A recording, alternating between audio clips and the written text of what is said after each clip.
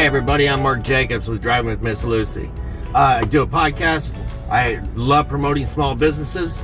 So if you would like to be my next guest on my next episode, contact me at 239-287-6580, personal cell phone number, or you can contact me at mjbenefitsadvisors@gmail.com. I look forward to meeting with you, and I look forward to you being my next guest on my next episode. Good morning, everybody. It's Mark Jacobs again with MJ Benefits Advisors. We're doing another Driving with Miss Lucy, and I am so excited because I have a very special guest today that we have a lot to talk about. She's doing some really exciting stuff that I'm really anxious to learn more about it. I have Luna Moonz with Moonz Work with me. She does so many different things that I don't even know where to start. That's so true. Luna, why don't you go ahead and introduce yourself and tell everybody what you do. Hello, I'm Luna Moonz. I do a lot of things like Mark said. The main thing that I do is I'm a belly dancer. I also teach, and I created a belly dance class for fitness. I created a chakra belly dance class, which is all about spiritually aligning your energy. I also teach yoga. I'm a meditation guide.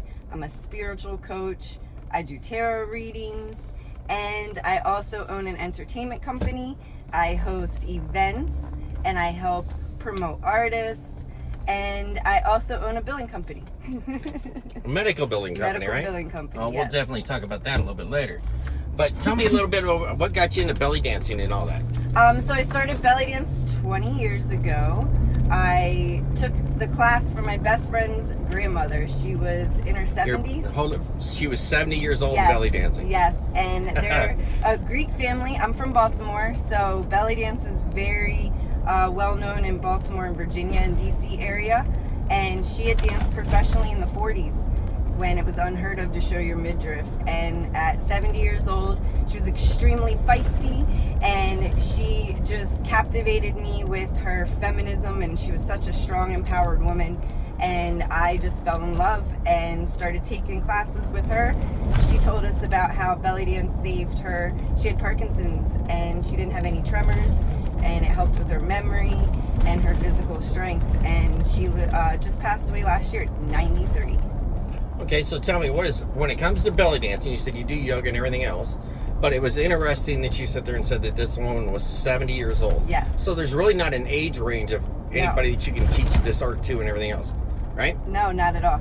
Because I got to tell you, I was doing an event in Lehigh that she was one of the featured artists at, and I have to tell you, it was, best word I can come up with, it was memorizing. Yeah. Because she was just, the movements was so fluid, and it was one of your first performances with the sword, if I'm not mistaken, Yes, right? yes, the sword. Yeah, it was so interesting. And, I wanted to learn more. So that's kind of how I met Luna. Yes. So- Dancing with my sword. And that sword, fun story, is an 18th century battle sword. Was gifted to me by one of my belly dance mentors from ancient India. How old is it? It's 18th century. So Really? yes. Oh. Yes. That sword is very challenging to dance with because it's very heavy. Most performers will dance with a performance sword that's perfectly balanced and weighted. And kind of light. Yes, and very light compared to that one. So that's very a neat challenging. little fun fact. Yes. That's a really cool little fun fact. So tell us, how do you incorporate yoga into the belly dancing, or vice versa, or how does all that work? So when I teach my class, I incorporate yoga into the class as a form of warming up and stretching. Belly dance and yoga came hand in hand. I met one of my mentors on a belly dance tour for concerts, and she moved her body in, it was more like a hip hop pop and lock on top of the smooth snake-like movements. And I asked her afterwards how she moved that way, and she said yoga. So it piqued my interest, and belly dance is a really good workout. So you need yoga to stretch after you work your body out the way that you do in belly dance. You're talking to an old fat guy that belly dancing all wouldn't core, look good. All core and a lot of isolated muscles. So there's no impact on your joints, which was good for me because I deal with a lot of chronic pain and illness. And so it's a great workout for anyone. So for anyone, when you say anyone, again, remember, you're talking to an old fat guy. Yes. I that understand. with belly dancing is not something that would be on my radar. My wife or my daughters or something like that. Do you promote any of this? Can guys get into belly dancing? In my opinion, some of my favorite and most talented belly dancers are men. Really? Yes, and it is such a good isolated workout. So it works all of the areas that strengthen you. So your core, your back, your legs, your arms, and it works them all isolated. And I've actually talked to a couple different men, and they love it. A lot of times they feel more comfortable in a private setting instead of the group setting. I can understand why. Yeah, because you've referenced your belly, so I do want to say I am fit, but I am fit because of how much I belly dance. I used to be overweight, and another fun fact for you, the ancient belly dancers, are very curvaceous. They're very voluptuous. It's considered a sign of fertility. So they say I didn't know that either. Yes, so they say the bigger the belly, the more it moves, the more attractive it is. Really? Yes, that's how it is. And traditionally, tribal belly dance was one of the first troops are called the Fat Chance Belly Dance. And if you look them up, they're all plus size women. Really? Yes. That'd be kind of cool. I'm saying. Because I got to tell you, you mentioned something else that you deal with a lot of chronic pain. Yes. And belly dancing helps you with that? It helps strengthen my muscles to help with the joint pain. So I have chronic joint pain and inflammation, and I never really received a diagnosis, which is when I went really heavy into yoga, it actually literally healed me and helped save my life because I was very, very, very ill to the point I couldn't even get out of bed. And I wasn't able to belly dance because I was so weak. And so after I started doing yoga, it built up my strength and helped detox me to be able to dance again. So I have to work out to belly dance. That's how much of a workout belly dance is. Really? Yes. Because, like with me, part of it has to do with the weight that I'm, quote unquote, trying to lose. But I have chronic pain in my hip, and it's not from joint damage or anything like that. It's from arthritis. Mm-hmm. And, the less I move, the more pain that I feel. So, that'd be an interesting avenue just for somebody, whether it be for strengthening. Yes. Because my wife has been trying to get me to do yoga, and I'm just a redneck from Iowa. So when she sits there and tells, well, let's go dancing, let's do some yoga. I don't see it. So how do you transition somebody that would be like me, mm-hmm. that looks at it a whole lot, like it's just not for me? How do you promote that to those people? How do you convince them that it is more than just I don't know how to put it. I'm a guy with 2 left feet, and it's. So I don't know, how do you express to somebody, how this can benefit them by getting into it? So the majority of my clients are all new to yoga, belly dance, have injuries. About 4 or 5 years ago, I was a coach for an adaptive CrossFit program, and not many people know this, but my daughter is disabled. So I have a very long history with adapting things in order to make them available to everyone. And a lot of my yoga students do have a lot of shoulder injuries, a lot of hip injuries. What I recommend is my yoga class is very different than most traditional yoga classes. I personally created a class that helped me the most. Things that benefited me, things that I found really helped me is what I based my class on. And most of that is it's a flow. So in traditional yoga or Bikram yoga, you would put your body in a position called an asana, and you would stay there for 60 to 90 seconds. And for me personally, dealing with pain and especially anxiety at that time, it was very challenging to have my mind be able to sit there for 90 seconds. Yeah, because that would be torture for me. Exactly. And so I created a class that incorporates meditation. It's mindful meditation. So I consider my yoga class more of a moving meditation. So we connect with our breathing. It gives your body or your brain something to concentrate on, so you're not working through your monkey mind and all those intrusive thoughts. Mind, I love that. Monkey mind. And it really helps to give you that awareness because we are not our thoughts. We are the observer of our thoughts. And once you are able to observe your thoughts, it helps to detach from them, and then you're able to become more present in your physical body.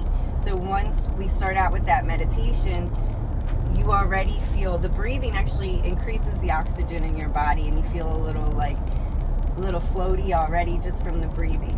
So then we add the stretching, your body, the organs and the muscles with the yoga poses. Instead of holding one pose for 60 to 90 seconds, we will get into the pose, connect it with our breathing, and then relax and then go back into the pose.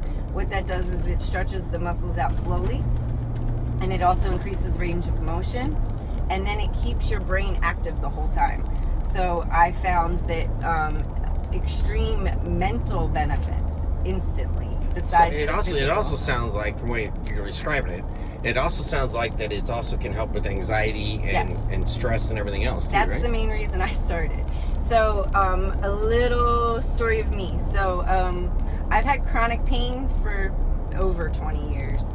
It was never diagnosed. I ignored it. I was too busy. I was working full-time mom. I was married. I didn't have time to be in pain. I didn't have time to call out of work. I had to do what I could to push through it. So I ignored most of my symptoms. That's me. Yes, and it wasn't until I was dating someone with lupus, and he said to me, and he was paralyzed, and he said to me that I was sicker than he was, and I needed to go to the doctor. And I think that... Wow, that'd be a wake-up call. Yes, it was. And I think working in the medical field for over 20 years made me the worst possible patient, because you diagnose yourself. So... Yep. I finally went to the doctor. They couldn't find anything wrong. I went through all kinds of crazy testing that's terrified me. Really, it came down to diet. I had to completely change my diet, and it was a huge shock. I lost a ton of weight. I was in 95, 100 pounds maybe. It was very, very challenging, and yoga helped with the mental from it all. And I finally, after the medical field failed me, I went and found a holistic doctor, and she started working through all of my emotional trauma and stress. And turns out that's where my sickness and illness was coming from. Stress literally. So it was something that was more mental than it was physical? It was mental, and it had manifested into a physical illness. And girl, I could sit here and I literally could talk to you all day. Yes, and so I, after doing acupuncture and getting into yoga and doing this huge, shocking diet change where I can't have meat, I can't have dairy, I can't have any you just sweets, lost me. Can't have meat, can't have any carbs. So basically, I was like, okay, well, the list of what I can't have is so long. What can I have? And it was green leafy vegetables, raw, and that was it. And it was the same as the AntiCancer Diet. So you're still on that diet today? No, it's a balance. So I still limit carbs and sugar as much as possible, and dairy for the most part. I still love my cheese, so it's very hard. But it's just a balancing act. What really hit home for me, though, Mark, was when they told me this diet was an anti-cancer diet. I did a lot of research, and I found out that the majority of Americans, because of our diet, which is all preservatives and fast food, and none of it's organic, real, raw food. We cook all the nutrients out of it. We eat on the go because we don't have time. I'm still one of them battling that. Yeah, definitely, me too. It's a huge challenge. And so what happens is we have this, our gut is the source of our immune system and also our emotions. And so your skin is the biggest, organ in the body. If you have skin problems, it's directly related to your gut. So if your gut is not in healthy balance with good and bad bacteria, then because of our diet, all of our guts have too many bad bacteria than good bacteria. You're supposed to have a nice balance of both. And so what happens is that bacteria turns into cancer. So when they put me on this anti-cancer diet, it was so heart-wrenching for me because I personally lost both my parents to cancer. And so I'm sorry to hear that. Thank you. It was a shock, but to be honest, they were both very young. And for me, it really was like, okay, I need to change my life because I don't want to get cancer. And nobody wants to think about that in their 30s. But that was a really, when I found out that the bacteria could turn into cancer that I was dealing with, it was really eye-opening. And it made me also want to tell everybody. I didn't want to be that annoying friend that was like, you shouldn't eat that, you can't eat that. Because those people drove me nuts. Because honestly, we already beat ourselves up enough. Definitely. We don't need anyone else to beat us up. What we need is people to educate us and give us healthy alternatives and to help us, because it's not easy. I used to go to the grocery store and I was told I could only shop from the outside of the grocery store. And I love food. You can only shop from the outside? Outside. That's all the fresh food. All the inside is the preservatives on the outside of the grocery store is all the fresh food. So I remember going grocery shopping, and first of all, if you're in chronic pain, pushing the cart full of groceries, carrying the groceries, it's all a process. It's exhausting. So by the time I go to the store and buy all the groceries, I'm exhausted. I can't come home and cook anything. I'm still eating fast food because I'm hungry, and now I'm tired. So I get you. It's this vicious circle. But you go to the grocery store, what can I eat? There's not much. What I can eat, what am I going to make out of that that's going to actually taste good, that I'm going to want to eat? So you buy a lot of vegetables, they go really bad because you don't want to cook them, or you're too tired, or you don't have the energy. It's just this vicious cycle that creates a lot more depression and anxiety and an unhealthy relationship with food, which I never had before. I love food. Never had a problem with food. Okay, so you're such an interesting person. Usually I do this you gotta keep it moving. I usually do this much sooner into the drive. Okay. But here's one thing that I think you really need to start to let people know. Tell people how they can find you. Yes, Moonz with a Z.com is the best place to find me. I have everything on there. All of my services. I'm also a painter. I have my paintings on there. I have all of my upcoming events on there. And then on social media, you can find me on Facebook, Moonz with a Z, or on Instagram, Moonz1111. Those are all my personal pages. Business-wise, Luna Moon Works with a Z at the end. So Luna Moon Works, just like DreamWorks, we make the dream work. That's my entertainment company, yes. And then Luna Health LLC. So I have two businesses technically. All right, so there's no phone number anybody call if they want to register? You could call me, 239-271-9779. That's my cell. I'll be honest with you, your probably best bet is to text me. I tend to screen calls.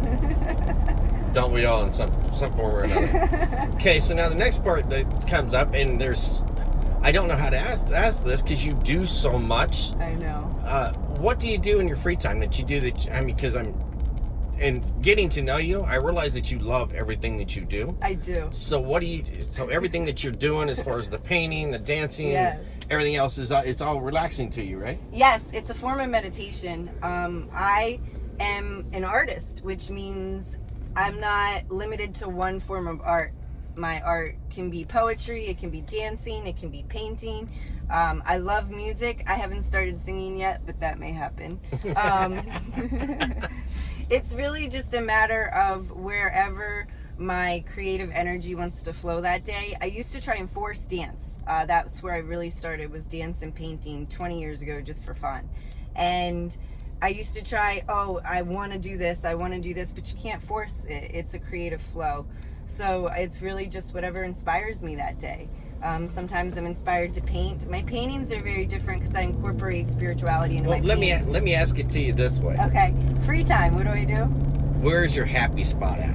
My happy spot is definitely on the dance floor. Is it? Okay. Yes. In the middle of a dance where I've gotten past my nerves and the audience is feeling it, and I feed off of their energy, and then I completely lose myself, and I feel like I'm dancing in the ethers on another planet.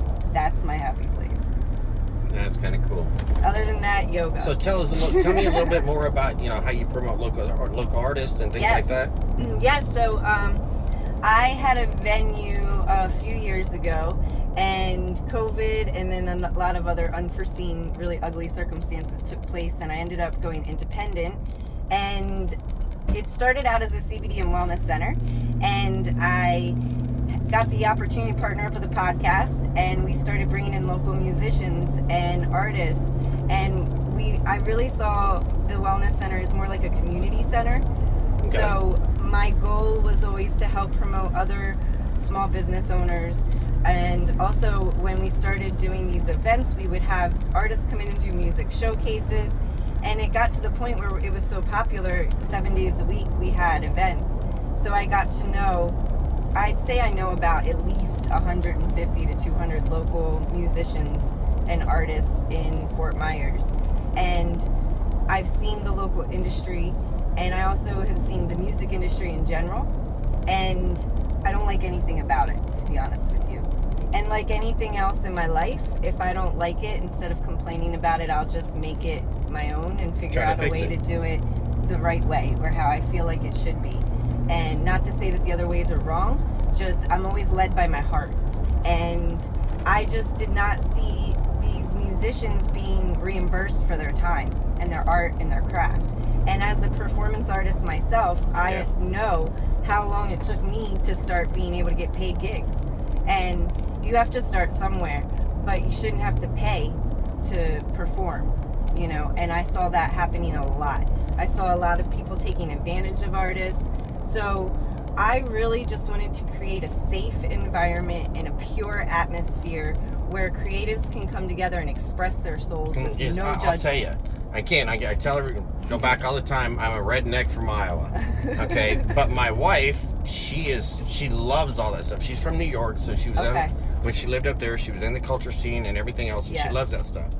And until I met her, and it was more to trying to please my wife, taking her to some of them events, that, you know, before being a typical guy, I was thinking, oh God, you know, I don't want to do this artsy-fartsy stuff, and yada, yada, yada. But then when I started going to them with her, it was amazing to me, you know, what some of the performers, what I was learning and what I was seeing, and the performers I was watching. And I gotta tell you, it's an amazing thing to get in to watch. And you're absolutely right that some of these people are so talented that they deserve, just like I do. I work hard, they work just as hard at their craft, and you're absolutely right, they definitely do deserve to get paid for it. It's true. And you know, the main thing for me is we have so much talent in this city. So much talent. It is ridiculous how much talent we have. In my opinion, these big record labels should be coming to Fort Myers right now, because I could list 15 people that deserve a record. I'll tell you, I was doing an event, and this is no doubt, I love watching shows like America's Got Talent. Yes. And different, you know, on TV and things like that. I was actually at an event, and just to show you how much talent is in this town, I was at an event at a local jewelry store at John Michael's Diamond and Jewelry Studio, and there was a young lady in there that just during his event, Bob had her sing. Yes. And just totally out of the blue, I probably talked to this girl at least a half a dozen times, and her talent when she sang was amazing. And knowing that there are so many more people out there that are like that, that have that talent out there, they definitely deserve to have the chance of to be able to showcase it. Yes, definitely. So tell us one more time how people can get a hold of you. Yes, so lunamoonz.com. That's probably the fastest way to see everything that I do, but you can definitely text me. I recommend 239-271-9779. And this Saturday I'm hosting another one of those events we've been talking about. It's a monthly showcase. It's at the local kava bar in Cape Coral called Botanical Brewing Company. And I know that's yes, and it's this Saturday at 8 o'clock. What I love about these showcases is it started as the Divine Essence Festival, because I believe that art is how we connect to our divine, and when we use art we express our soul, and that's who we truly are. And it was a variety show, so I've got fire dancers, I'll be belly dancing, I've got hip-hop artists, I've got acoustic musicians, I've got all of it. It's a variety show. It's really, you said America's Got Talent, and that's probably the closest that I could explain it as far as variety act. Nobody's buzzing anybody. We're all love and light and support each other. And it's really just such a positive atmosphere. I don't know if it's the lack of alcohol that has everybody floating. Those kava drinks really get everybody floating. But it's the energy in the room is amazing at these events. And so I'm excited because it's a $5 cover, and that $5 goes to all of the artists. And that's how I get them reimbursed for my wife would love their that. Talent. Yes. I'll talk to her, and maybe we'll show up, because I'd love to see that. Yes, I'd love that. But I have it monthly, so if you can't make this Saturday, look out for the next one. Okay. So now this is going to be different too. This is why Luna's so exciting for me to talk to, because on each one of my podcasts, I always ask, you know, I also want to give out information about health insurance, healthcare, and so forth. You were the first person, and believe me, I am so interested to talk to you because you also said earlier, and I'm going to bust you out on it, that you used to do medical coding. Yes. So I'm learning something today, and hopefully other people are. So with your experience doing medical coding, because I've had experience with a few different clients that got into because a doctor or a codist or whatever put the wrong code down on their medical information. Yeah. And for those of you that don't know, there's no more of this stuff of like there was 20 years ago where you could have a condition and hide it from the insurance company because the doctor you went to back home or whatever didn't report it. There's a thing called the Medical Information Bureau. Every doctor, everything they do, every pharmacist, everything else, they have to report to the Medical Information Bureau. So coding is so majorly important. Yes. And with a lot, I have patients just because the wrong code was put on their in the MIB, that it caused them headaches galore when it comes to getting different types of insurance. So in the medical coding industry, what is the one thing that when a patient goes to see a doctor and is talking to the doctor that they need to make sure that helps them control their record? Okay, so here's the thing.